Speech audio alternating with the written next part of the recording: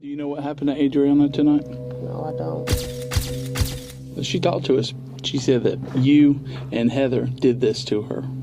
So that's why we're talking to you two. This is the moment Tina realized her murder victim was still alive. And to make things worse, her victim had just told the cops everything they needed to know to put her behind bars for the rest of her life. We know what happened out there. It's just going to be a matter of getting fingerprints and evidence back. I'm going to do it. I promise to God.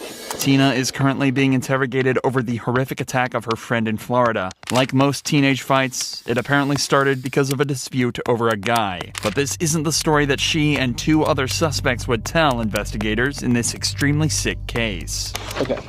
Tina, you know, can I call you Tina? Mm-hmm. Okay. Obviously know something's up. So tell me what happened tonight. Nothing happened that I know of. Heather just said that something about Adriana got beat up real bad. Okay. You don't know anything about that? No. See your arms and hands if I could. Okay. And what's this right here? That little scratch there. This? Yeah. I have a puppy. Okay. And your puppy caused that? Look, I'm gonna here. Got your chin? Okay. 19-year-old Adriana had gone over to her neighbor's house to patch things up after an argument, but she had no idea that fate was waiting for her. That neighbor was Tina Brown, and Adriana was walking straight into a trap. What started off as a fight quickly turned into something much worse, but according to Tina, she's got an alibi. So where were you tonight? At Heather's. At Heather's house? Heather said she was gonna cook, so I went down there. She was cooking fish and French fries, and then we just started watching movies. You were there all night until the cops came up there? Mm-hmm. What time did you go over there? Probably just started getting dark. Okay, so about sunset. Was anybody over at Heather's house when you went over there? Just Heather and her husband. Heather, okay. Did anybody else come over there? Her and her little friend girls were at the house. She said she hurt her hand, so usually we get there and everything is all right, so I don't end up going with her, but she said she was going to the emergency room. What time was that when they came by, do you know? Was it long after you got there? No. Okay, so early in the evening? I don't know what time it was. Oh, okay. So about 30 to 45 minutes after sunset.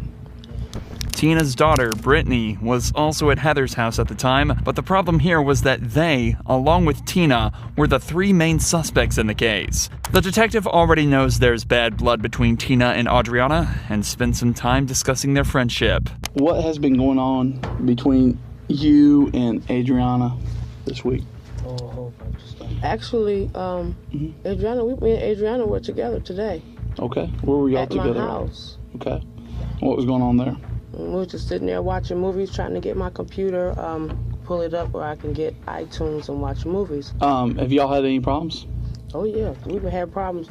The first 3 trailers, we've had problems for a long time. What's the problems? Well, lately the new problem is she thinks that I'm the one who had her boyfriend locked up in jail. Okay, so she's mad at you thinking her boyfriend's locked up because of you.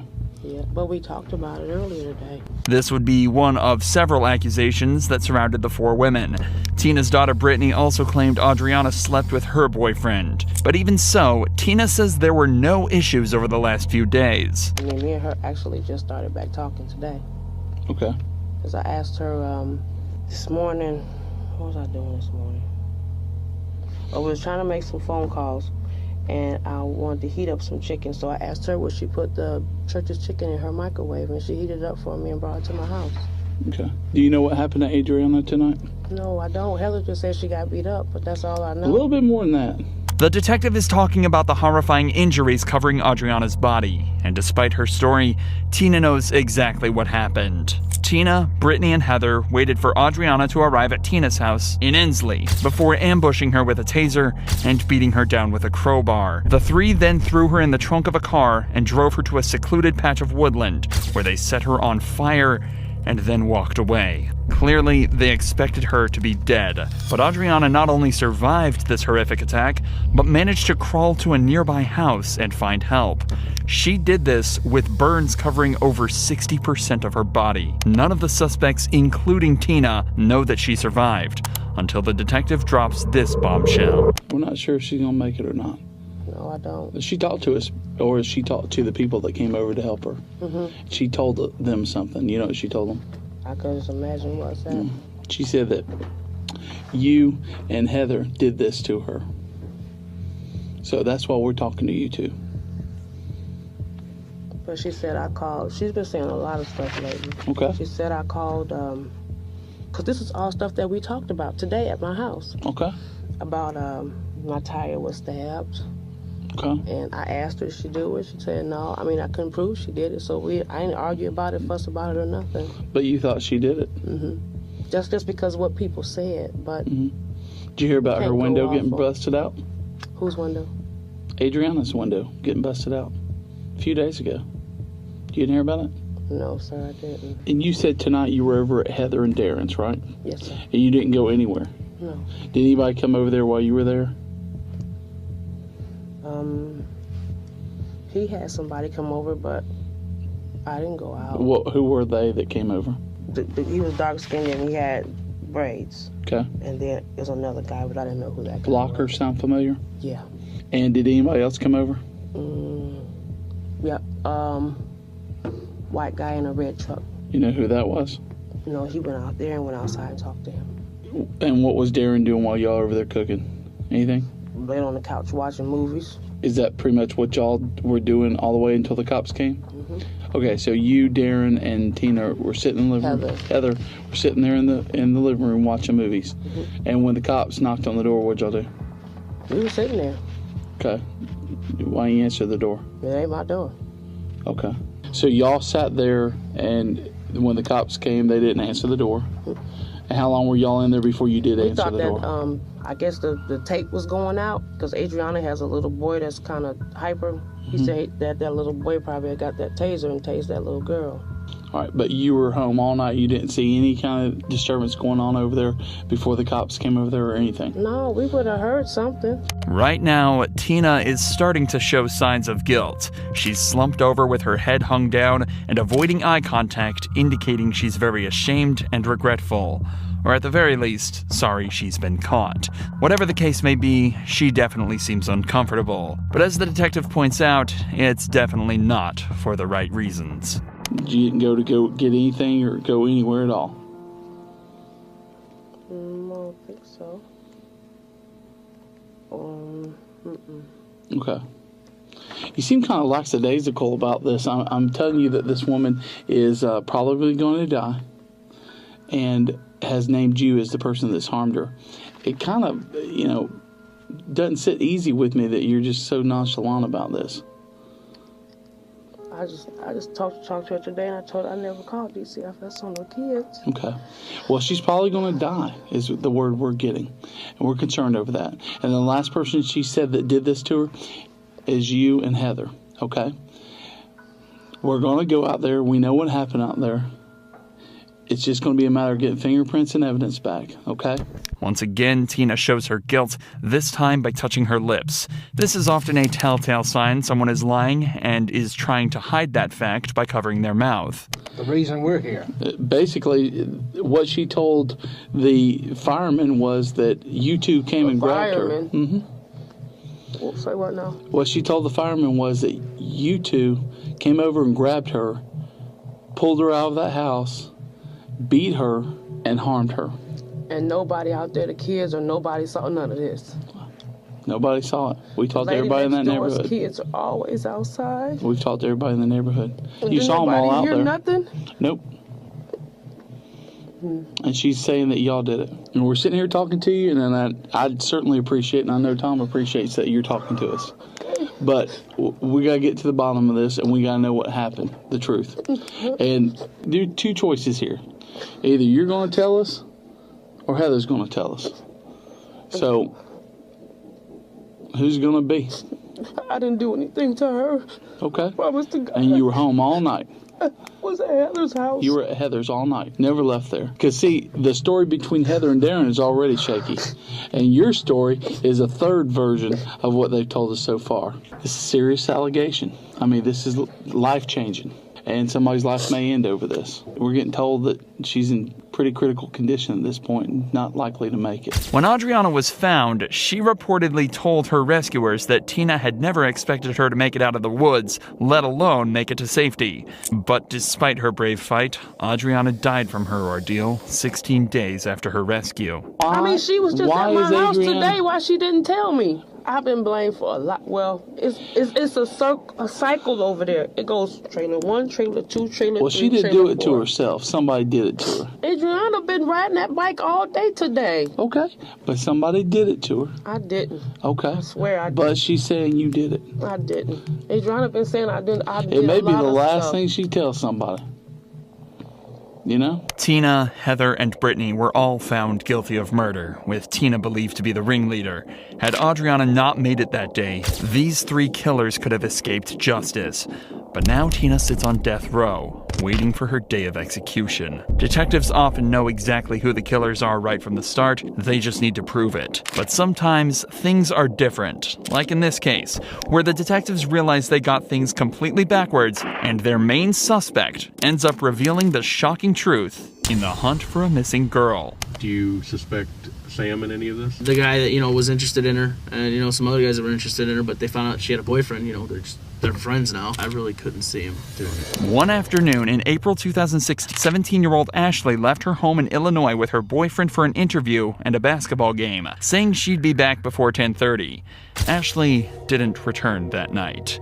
Her terrified parents called the police, who found her boyfriend's vehicle abandoned with 2 outfits, one for the interview and one for the game. Adding up all the evidence, her boyfriend Jeremy was now the prime suspect and was taken in for questioning.